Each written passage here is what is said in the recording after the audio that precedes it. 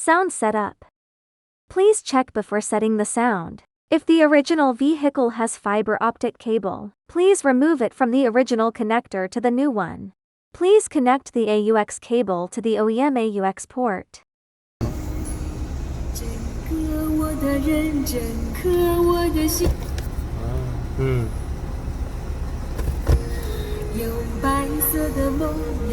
For CIC system, the GND cables should be disconnected from each other.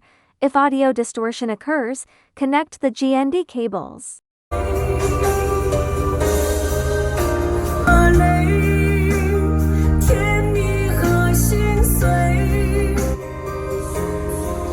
AUX audio output mode. Step 1. If your mobile phone's Bluetooth is connected to the original vehicle's Bluetooth, please disconnect it. Step 2. Please turn off Use Car's BD channel option.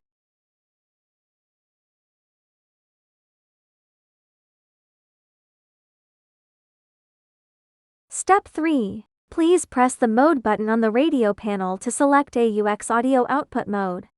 Please keep the AUX option on the radio page. Please turn on Carplay. Okay, now, you can play music.